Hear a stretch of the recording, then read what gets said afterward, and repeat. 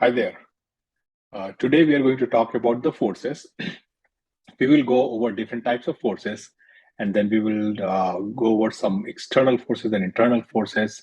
And towards the end, we will talk about the sign convention. So there are basically four fundamental forces: gravitational force, strong nuclear force, and weak nuclear force, and the electromagnetic forces.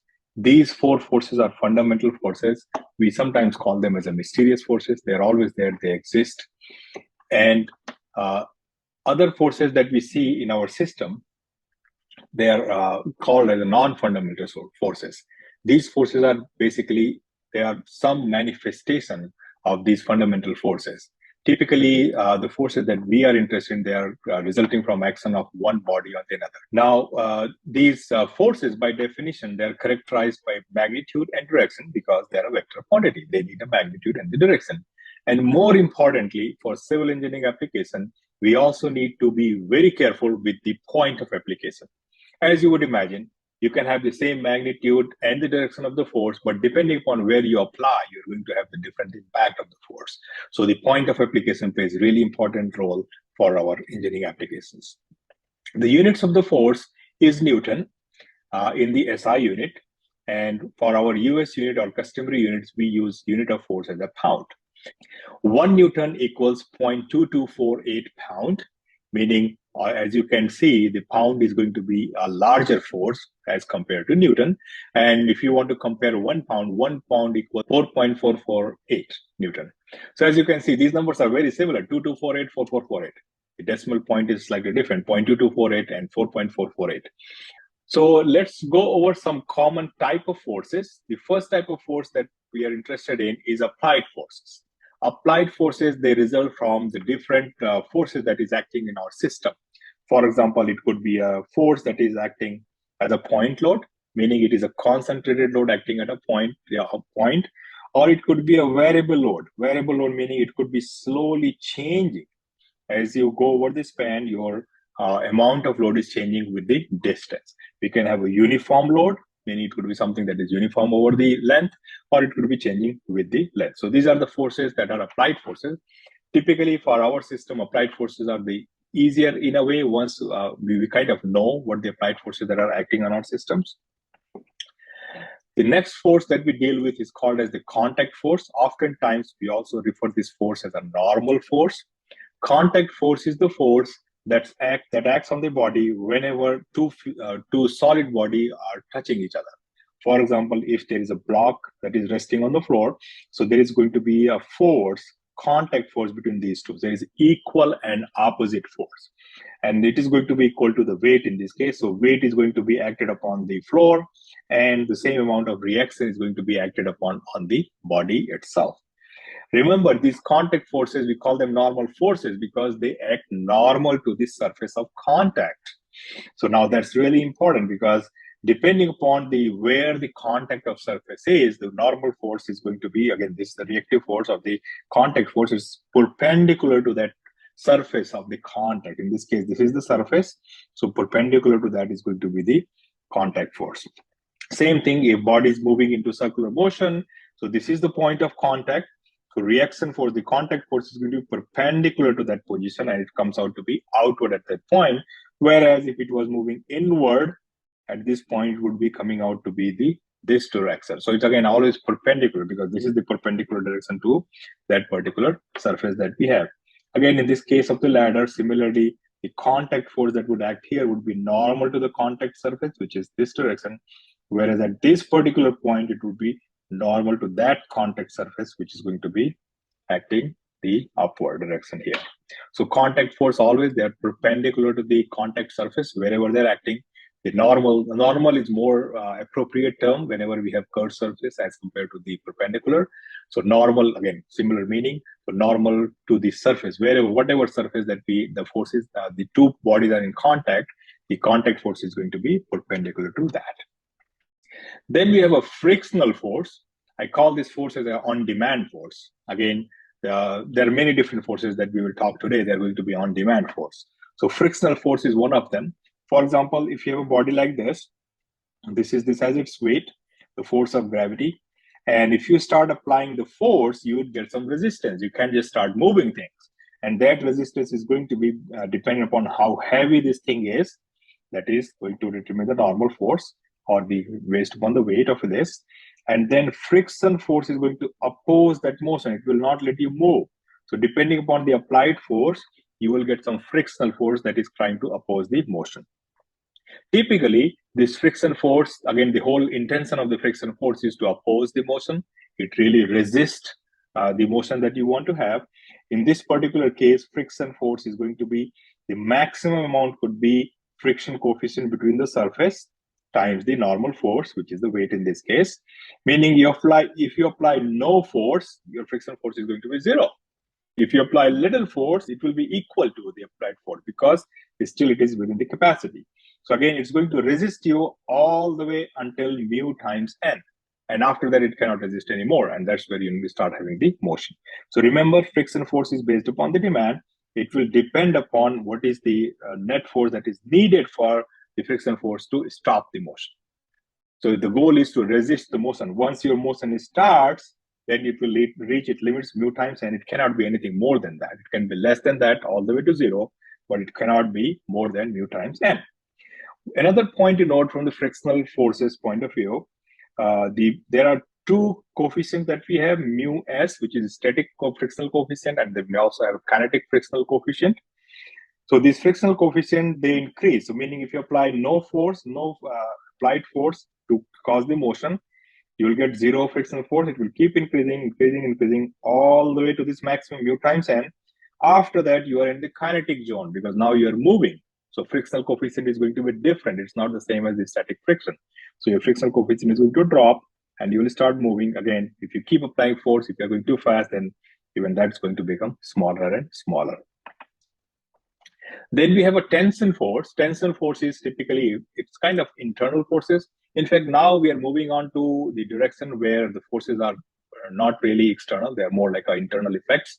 So tension force is one of them. Tension force is, again, the force that you will see typically, for example, if you're hanging up mass or you're hanging a weight from the rope. So this rope is going to be tensed. So whenever we are dealing with the system, we have to make sure that we are incorporating for this external force that is acting here, which is kind of external force because of the tension in the rope. So there is a force that is acting at point B because of the tension. So if you're trying to solve this problem, your first step would be you need to find out how much tension you have, and then based upon that, you have the external force acting on this particular beam. Again, tension forces, these are forces that are generated because of the weight or the mass that is kind of pulling things together, right? That's what the tension force itself is. Another force that we deal with is elastic force or the spring force, which is basically, again, internal force in a way because you're storing the energy into the spring. As you compress your spring, you store the energy, and because of that, you're getting the resistance. So again, as soon as if it gets charged, it's going to move back up. So that resistance in a way is reflected in terms of the elastic force, or we call it as a spring force. Please note, it doesn't have to be spring all the time in our civil engineering systems. As long as we are getting similar behavior of the system, we are going to have the force, which we called as a spring force. The spring force, again, we all know it's going to be K times the K is going to be the kind of it tells you in a way the strength of the spring multiplied with how much deformation you have. Meaning you have more deformation, you will get more force. If you have a less deformation, you're going to get a less of a spring force. So K times delta L is going to be the spring force. Then we have constraint forces. These are really important for many civil engineering applications. So constraint forces are the forces that we cannot visually see. So it means unless you understand the system, it's not going to be very right away the visuals to you. So constraint forces, wherever systems are in constraint, meaning wherever we have provided our systems or the parts of the or the members of the system, they are having constrained motion. We are trying to stop the motion. There are going to be force that is going to be resulting from there. So again, those forces are called as constraint forces or reactive forces, meaning these are the reactions that you're getting. And constraint forces play a really important role in our many different civil engineering systems. So we need to find out what those constraint forces are. For example, If we have a fixed joint, for example, in this particular case, it's a fixed joint, meaning what we have done here is we have constrained the motion. This beam cannot move. It cannot move in any direction. So there is no movement, and also it cannot rotate. AX and AY, there's going to be some force there, and also there's going to be moment which will resist. So again, reactive forces are also on-demand forces, meaning if you, depending upon the need, if there is no need, there is no reaction that's going to come after that. If there is no loading, this beam doesn't have a weight, then obviously there is no reaction there. But as you put the weight, as you increase the load, if you change the load, your reactions are going to be different. But obviously there's going to be a limit to that. There is a limiting point. After that, these supports cannot provide you any reactions and they're going to break.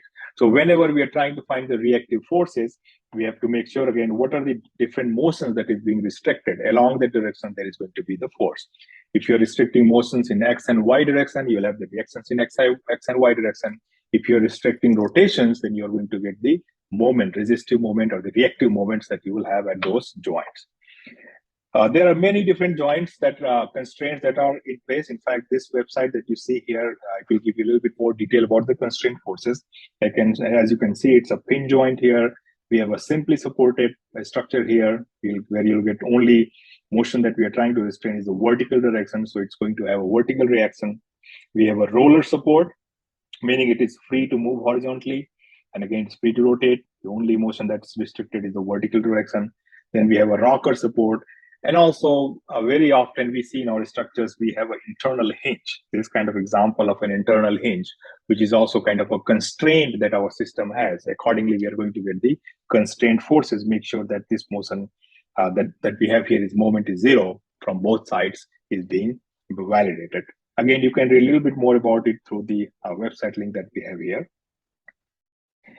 And the last force that we have is internal forces. In fact, internal forces are probably the most important force for civil engineers. These internal forces are the ones that are developed internally within the system. And these are the forces that cause the deformation. These are the internal forces that are going to break the system eventually.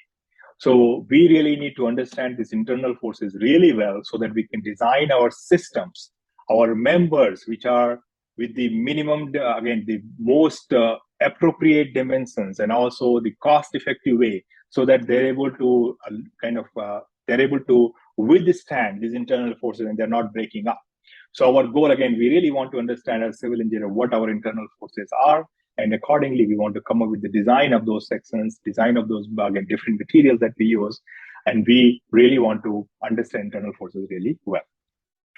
So internal forces, they provide the resistance of means that you're trying to find out how much resistance a member can provide.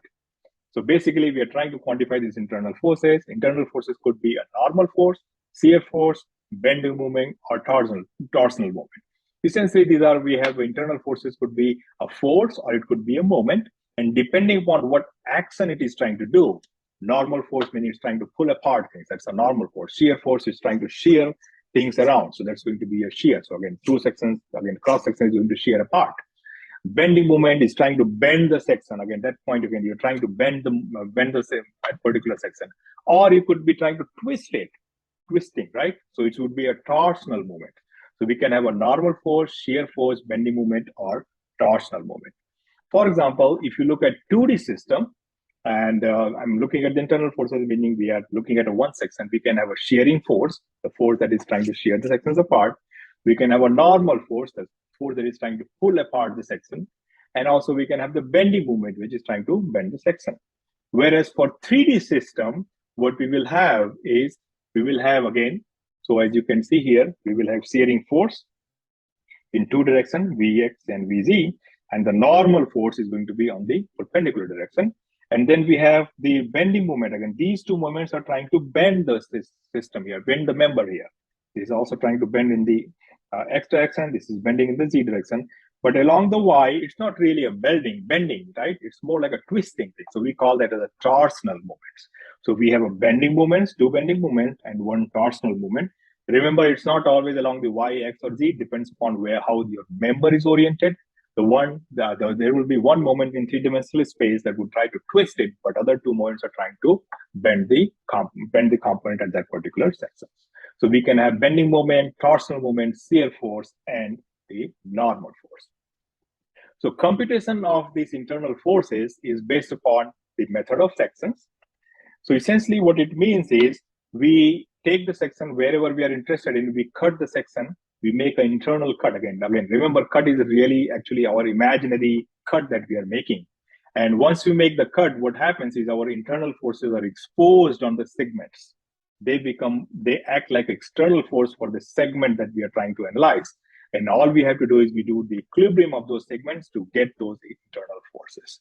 So internal forces, again, they become external force on those segments of the structure that we analyze, and making sure that we are doing equilibrium. Equilibrium meaning making sure the forces in X, Y, Z, whatever direction we are dealing with, they are all adding up to zero, and there is no net moment acting on the segments, and that gives you the internal forces. Or remember one thing to note, for civil engineering application, oftentimes we call it internal forces, but when we say forces, we actually mean moment together as well. So internal forces meaning everything that is acting force as well as the moment for us. So for example, if you look at the beam, which is loaded like this, there are two loads acting here. And if you wanted to find out what is the internal forces here, meaning we really want to see how this section is feeling. What are the forces that it feels? What are the moments it feels? So our goal is to identify those internal forces. To do that, what we have to do is, first of all, that is always the first step, we make sure that we have all the external, again, all the forces acting here known, meaning including the constraint forces. All other forces must be known other than the internal force. So we have forces that are directly applied to the system. We will also find out the forces that are coming from the constraints in this case. In this case, it happens to be a fixed supports, meaning this cannot move in the X direction, Y direction, it cannot rotate. So we will have three reactions here, the two forces and one moment. So if we apply that, now we know all possible forces that are acting on this particular beam. So now we have defined all the forces that is acting here. Now, if I cut a section here, if we cut the section at this point, and then we can balance the forces on either side, meaning we can do the equilibrium. For example, in this particular case, if you balance this side, you will get the internal forces, shear force, normal force, and bending moment. And again, same thing you can do on the other side. One thing to note, because these are internal forces, in a way, for our analysis purposes, we have exposed them, but they are they don't physically exist. They're internally there. So meaning these forces, when we cut the section, we have to make sure they're equal and opposite. As you can see, these two forces are equal and opposite. These two forces are equal and opposite. Meaning if we bring them together, they're going to cancel out. Meaning if we bring these two parts of the beam together, it won't be there. It's not external force anymore. But since we moved them apart, we have created them as an external force. So we can balance this segment of the structure, and we will be able to find out these three unknown internal forces, or we can balance the other side, we will get the exact same thing, because these things are equal and opposite. As you can see, this NB, either this side or that side, is going to be exactly the same. There is no difference between them. Oftentimes, when we are doing our analysis, as an engineer, our goal is we want to solve the problem in the best and the easiest way possible. So we typically look for the segments that are easier to solve. So for example, in this case, if you knew the reaction, we will immediately be able to find out the internal forces. So this is how we compute the internal forces for our systems. There is one last point to note, the sign conventions for the internal forces. We need to have a sign convention. First of all, why do we need to have sign conventions? The goal here is we want to have a sign convention so that we as engineers, we convey the same information to each other. So if we say I have a positive shear force, so everybody should understand the same direction of shearing. So same, if you have a positive bending moment, it should be the same effect that everybody should be able to visualize. For that reason, it's really important to have a common sign convention. When we say shear force X number, positive X, that means everybody understands the effect of that, right? So for that reason, we have a convention. So the convention is normal force. To illustrate that a little bit better, so sign convention, for example, for our normal force, if you have a section like this is the normal force, this would be a positive normal force. Why? Because if you look at the member, it is trying to cause a tension in the member. So this will be a tension positive. So if you have a normal force like this, it would be a positive normal force. If you cut a section, if it comes out to be positive, if you again, you are going to start with the assumption it's positive, and if it is a positive number, then you got a tension. Otherwise, it's going to be a compression if it acts other way. Same thing for the shear force. Once you cut the section, the positive shear, actually the left section slips down. So if it is a positive shear, the left section is going to slip down. Again, slipping is going to happen like this, right? So left section goes down, the right section goes up. So this section goes down, this section goes up. Or if you look at the member itself, it is causing the clockwise rotation of the member. So you can see this is a clockwise rotation. So positive shear is causing a clockwise rotation of the member. Or from the computation point of view, it's more important just for us to see, once we cut the section, if it comes out to be, if left section is coming down, then that's a positive shear. Meaning if shear is going that way on this section, it's a positive shear. All right. And the last item that we have is bending moment. So bending moment is, it's considered positive if it is concaving, if your member is concaving upwards, meaning if you apply this moment that you have here, so this member is actually turning like this, right? So it's becoming more like a smiley face. So your member is turning upwards, concave upwards. It's a positive moment. So depending upon which section you are trying to analyze. So for example, if you're analyzing this section, if you apply a clockwise moment to that, and if you get it to be a positive number, that's a positive moment for you. And if you are dealing with the left side section, if it comes out to be positive when you apply counterclockwise, then that's a positive. I hope you found this useful. I'll see you next time.